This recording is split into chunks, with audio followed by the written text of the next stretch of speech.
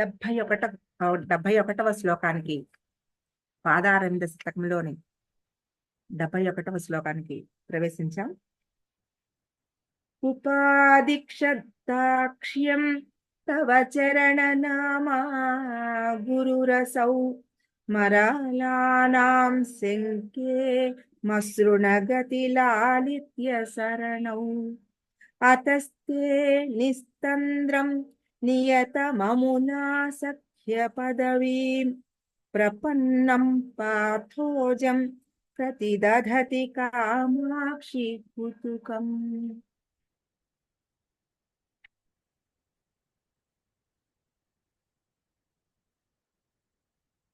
ఇందులో అమ్మవారి పాదాలని హంసలకు గురువులు అని చెప్తున్నారు. ఆ గురువులుగా హంసలకి ఎటువంటి ఆ దక్షత కలిగిన ఆ పాదపద్మాలు ఆ నడకలని ఎలా నేర్పిస్తున్నాయి, అసలు ఆ హంసలని శిష్యులుగా ఎలా స్వీకరించాయి ఆ పాదపద్మాలు అనే విషయం ఇందులో చెప్తున్నారు. ప్రతిపదార్థానికి వస్తే, కామాక్షి, ఓ కామాక్షిదేవి, మరాళానాం హంసలకు, మరాళి అంటే హంస, మరాళానాం హంసలకు మసృణగతి లాలిత్య శరణౌ. మసృణ అంటే స్మూత్, సాఫ్ట్, అంటే మంచి, చాలా లలితంగా, గతి అంటే నడక, లలిత శరణౌ సవిలాస మందగమన శిక్షణ యందు తవ నీ చరణనామా దివ్య చరణము అనే అసౌ గురువు, ఈ గురువు, అసౌ అంటే ఈ గురువు దాక్ష్యం బాగుగా, ఉపాదిక్షత్ అంటే ఉపదేశించను అని శంకే భావిస్తున్నాను.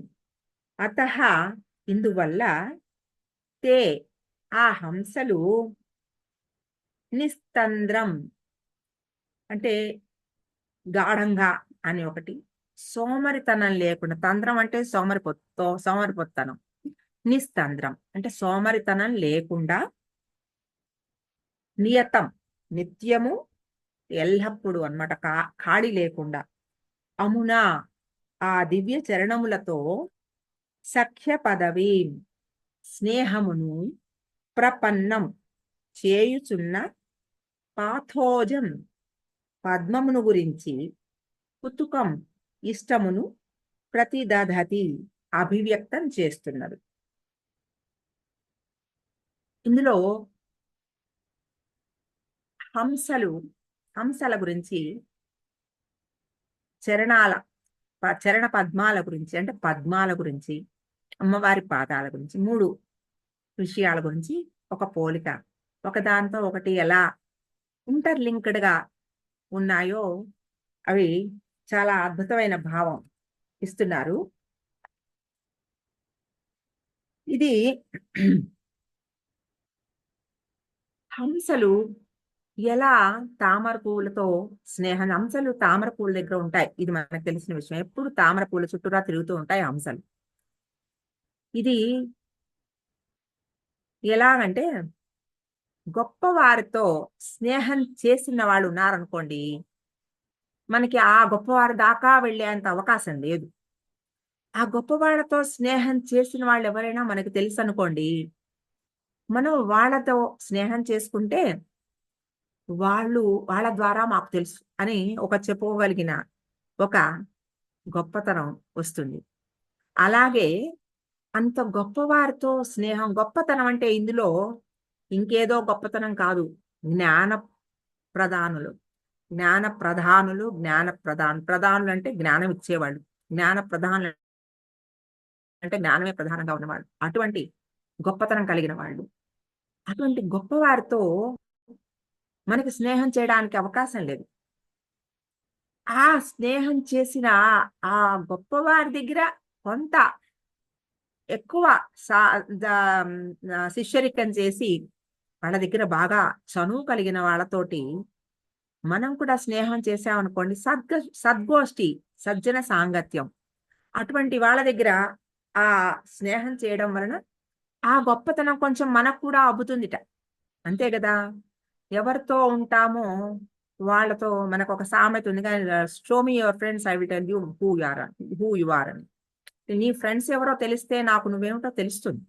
అలాగే ఒక సజ్జన సాంగత్యంలో ఎవరన్నా ఉంటే, ఆ సజ్జన సాంగత్యం వలన వచ్చే ఒక మనలో మార్పులకి మనకి ఆ గురువుతో కూడా ఎప్పుడైనా వీళ్ళు వాళ్ళది ఆ గురువు దగ్గర మన గురించిన ఒక ప్రశంసా వాక్యం పెడితే వీళ్ళు కూడా చాలా ఎంతో ఫలానా వారికి కూడా మీరంటే చాలా గౌరవము, మీరు చెప్పిన అన్ని ఫాలో చేస్తూ ఉంటారు, మీరు ఏ నియమాలు చెప్పారో ఆ నియమాలన్నీ ఫాలో చేస్తున్నారు, అవన్నీ వారు కూడా అవలంబిస్తున్నారు అని చెప్తే గురువుకి కూడా ఆ ఆ శిష్యుడి యొక్క స్నేహితుల పట్ల ఒక సద్భావం కలుగుతుంది. ఆ సద్భావం ఎప్పుడో శిష్యరికానికి ఒప్పుకునేందుకు కూడా ఉపయోగపడుతుంది. అది ఆ భావం ఇందులో చెప్తున్నారు అనమాట. ఎప్పుడైతే ఈ హంసలు ఈ సరోజాల చుట్టూ తిరుగుతూ ఉంటాయి అనుకున్నాము, ఎందుకు తిరుగుతూ ఉంటాయట హంసలు కమలాల చుట్టూ? అమ్మవారి పాద పద్మాలు అంటారు కదా.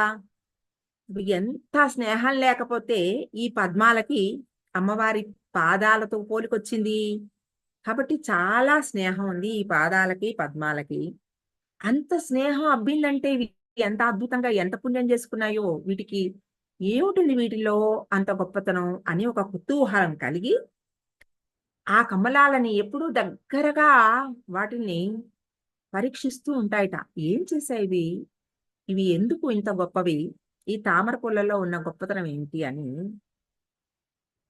ఆ చుట్టూరా తిరుగుతా సఖ్య పదవి ఎలా వచ్చింది వీటికి అని నియతం నిస్తంద్రం అంటే ఏ రకమైన అసలు ఎక్కడా బద్ధకం లేదనమాట. ఆ తామర పూల చుట్టూరా తిరుగుతూ వాటినే గమనిస్తూ ఉంటాయన్నమాట. ఎక్కడైనా వదిలేస్తే ఏదైనా మిస్ అయిపోతావేమో, ఎక్కడ ఈ లక్షణం ఏ లక్షణం ఉందో అనే ఆ సఖ్య పదవి పొందడానికి స్నేహం అబ్బడానికి ఏం చేస్తున్నాయి ఈ తామర పూలు అని అలా వాటి చుట్టూరానే తిరుగుతుంటే అమ్మవారికి ఆ హంసల పట్ల ఒక అభిమానం కలిగిందిట. అభిమానం కలిగి మీకు నడక నేర్పిస్తాను, రండి, మీకు కూడా మీకు కావాల్సింది ఇస్తానని అమ్మవారు తామర పువ్వులకి ఆ రంగు, పాదాల రంగు, పాదాల ఆ మృదుత్వము అవన్నీ ఆ పద్మాలకి ఇచ్చాను, నడకలు మీకు ఇస్తాను, రండి అని అమ్మవారు ఆ గురుత్వం ఇచ్చి ఆ శిష్యరికం హంసలకి ఇచ్చిందిట. హంసలకిచ్చి ఆ హంసలకి మసృణ గతి లాలిత్య శరణం, అటువంటి లలితమైన అందమైన ఆ నడకని హంసలకి నేర్పించిందిట ఆ అమ్మవారి పాదం. అటువంటి అంటే ఇందులో ఒకటి ఏమిటంటే సరోజాలతోటి ఆ మృదుత్వాన్ని రంగుని పోలిక చెప్తే, హంసలతో అమ్మవారి గతి గమనం అంటే ఎలా ఉంటుంది ఆ మందగమనం, వాటన్నిటికి మించింది. ఇప్పుడు ఇంతకు ముందర శ్లోకంలో మనం చెప్పుకున్నాం, ఇంత ఇంత ఇంత అని మనం చెప్పుకుంటున్నామే గాని ఈ ఇంత ఎంతో మనకు తెలియదు. ఆ ఊహకే మనకి రాదు. సముద్రంలో ఒక బిందువు అంత మాత్రమే మన ఊహ. ఆ సముద్రం ఎంతటిదో మనకు తెలియదు, ఊహించుకోలేము. అటువంటి అద్భుతమైన ఆవిడ ఆ మందగమనం హంసల్ని చూసి, ఓహో ఇలా ఉంటుందన్నమాట అమ్మవారి నడక అని, తర్వాత ఇలా ఇంత మృదువుగా ఈ రంగులో ఉంటాయన్నమాట అమ్మవారి పాదాలు అని ఆ పాదాలని గురించి ఒక ఊహ మనం చేస్తుంటే, ఇందులో హంసలుగా చెప్తున్న ఈ హంసలు మన ఉచ్ఛ్వాస నిశ్వాసలైతే ఆ కమలాల చుట్టూ తిరుగుతున్న ఉచ్ఛ్వాస నిశ్వాసలు మనలో ఉన్న షట్ కమలాలుగా మనం భావన చేస్తే అంటే మన ఉచ్ఛ్వాస నిశ్వాసలకి, మన కుండలిని శక్తికి, మనలో ఉన్న షట్కమలాలకి పోలిక. ఈ లోపల మీనింగ్కి మనం వెళ్తే సాధారణంగా చెప్తే వాటితో పోలికతో అమ్మవారిని గురించిన ఒక బాహ్య రూపకల్పనకి సహాయపడితే అసలైన ఇన్నర్ మీనింగ్ ఏమిటి? మనలో ఉన్న ఈ హంస, సోహం అంటాం కదా, హంస. ఆ హంస ఎలాగా ఆ సరైన గతి, అంటే హంసలకి గమనం నేర్పుతోంది ఆవిడ. అంటే ఆవిడ భక్తి భక్తి మనలో ఉన్న ఉచ్ఛ్వాస నిశ్వాసల గతికి ఒక గమనాన్ని, సరైన గమనాన్ని నియంత్రించి ఆ నియంత్రణ ద్వారా కుండలిని శక్తిని ప్రేరేపణ చేసే ఈ షట్కమలాల ఆ శక్తి, వాటిల్ని కూడా ఎలా ఆ ఒక సాధకుడిలో దానిని, ఆ కుండలిని శక్తిని ఎలా ప్రేరేపించాలి, ఈ షట్కమలాల యొక్క వికసనం ఎలా జరగాలి, వీటన్నిటికీ కూడా ఒక సంబంధంగా ఈ హంసలకి, కమలాలకి పోలిక చెప్తూ ఉన్నారు. తర్వాత పరమహంసలు, అమ్మవారి పాదాలు. ఈ పరమహంసలు ఎవరు? ఈ హంసల మీద చాలా ఒక నియంత్రణ పొందినవాడు పరమహంసలు. వాళ్ళు రామకృష్ణ పరమహంస అంటారు కదా. రామకృష్ణ పరమహంస అంటే ఏమిటి? వారు ఆ ఉచ్ఛ్వాస నిశ్వాసన నియంత్రణ ద్వారా ఒక స్థితిని పొంది అమ్మవారి పాద పద్మాలని పొందినవాళ్ళు. అటువంటి ఆ శక్తి పొందిన ఆ పరమహంసలు ఈ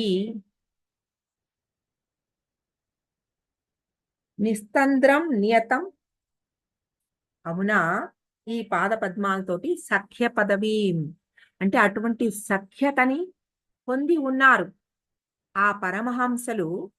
ఆ పొందడానికి కావాల్సిన గతి గమనాన్ని అమ్మవారు వారికి ఉపదేశించింది. ఉపాధిక్ష దాక్ష్యం అంటే ఆ దక్షతని ఏది చేస్తే, ఎలా చేస్తే ఆ ఆ స్థితికి హంసలు పరమహంసలుగా మారతారు అనే ఆ ఉపదేశాన్ని గురు రసౌ, ఈ గురువు, అంటే ఈ గురువు ఎవరు? పాద పద్మాలు. ఆ గురువే, ఆ పాద పద్మ గురువే ఆ గతి గమనం, అంటే నడక, నడత. మనం చెప్పుకున్నాం ఎప్పుడు నడక, నడత రెండిటి చాలా కనెక్షన్ ఉంది. ఒక మనిషి నడకను చూస్తూనే వాళ్ళల్లో ఏ భావాలు నడుస్తున్నాయో మనం చెప్పగలం. ఓపిక లేనట్టుగా నడుస్తుంటే వాళ్ళు చాలా మానసికంగా చాలా కుంగిపోయి ఉన్నారు అనిపిస్తుంది. ఉత్సాహంగా చాలా విపరీతమైన చిన్నపిల్లలు నడుస్తూ ఉంటే పరుగులు పెట్టేస్తూ ఉంటారు చూడండి, ఎంత ఉరకలు వేసే ఉత్సాహం.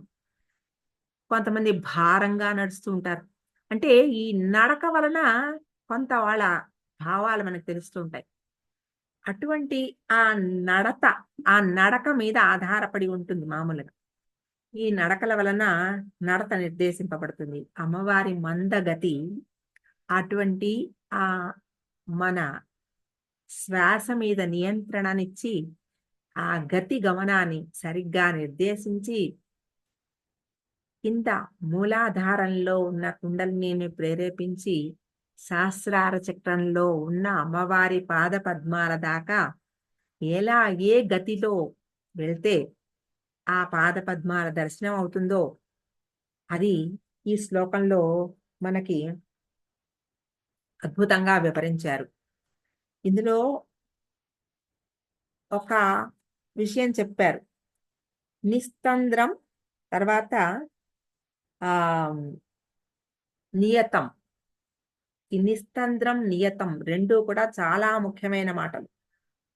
నిస్తంద్రం అంటే విరామం, విసుగు లేకుండా, అక్కడ బద్ధకం లేకుండా, నియతం ఎప్పుడు ఏ క్షణము కూడా ఏమరపాటు ఉండకూడదు. ఒకసారి ఈ సాధనలోకి వచ్చిన తర్వాత అనుక్షణం ఎప్పుడు కూడా ఆ పాద పద్మాల ధ్యానం, ధ్యాస నిలుస్తూ ఉండడానికి, ఆ పాద పద్మ ధ్యానం చేస్తూ ఉంటే అసౌ గురువు, ఆ పాద పద్మ గురువు ఉపాదీక్ష దాక్ష్యం, ఈ అటువంటి గొప్ప ఆ దక్షతని మనకి ప్రసాదిస్తుంది, ఉపదేశిస్తుంది.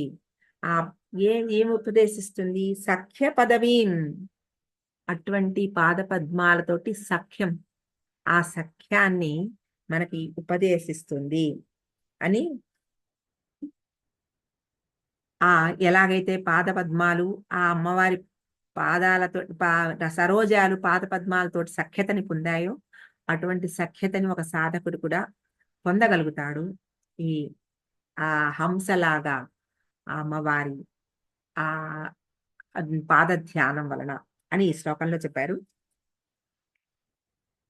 ఉపాదిక్షద్దాక్ష్యం తవ చరణ నామా గురురసౌ మరాలానాం శంకే మసృణగతి లాలిత్య శరణౌ అతస్తే నిస్తంద్రం నియతమమునా సఖ్య పదవీం ప్రపన్నం పాథోజం ప్రతిదధతి కామాక్షి కుతుకం. కుతుకం కుతూహలం, ఈ కుతూహలం కూడా చాలా ముఖ్యమైన. నిస్తంద్రం, నియతం, కుతుకం, ఈ మూడు కూడా చాలా ముఖ్యమైన విషయాలు ఒక సాధకుడికి. ఎప్పుడూ కుతూహలం కావాలి. అంటే ఒక ధ్యానం పట్ల ఆ సాధకుడికి ఎప్పుడూ ఒక కుతూహలం ఉండాలి. ఆ నాకు ఇదేం హెల్ప్ చేస్తుందిలే, నా వల్ల ఏమవుతుందిలే, నేనేం చేయగలనులే అనేది ఉంటే ఆ కుతూహలం ఉండదు. కుతూహలం మనకి ఎప్పుడు వస్తుంది? ఏదైనా తెలుసుకోవాలని ఆ లోపల నుంచి కోరిక ఉండాలి. ఆ కుతూహలం ఉన్నప్పుడు దాని మీద మనకి ఎక్కువ ధ్యాస ఉంటుంది. కాబట్టి అటువంటి ఆ కుతూహలము, నిస్తంద్రం, నియతం, ఈ మూడు కూడా చాలా ముఖ్యమైన పదాలు ఇందులో.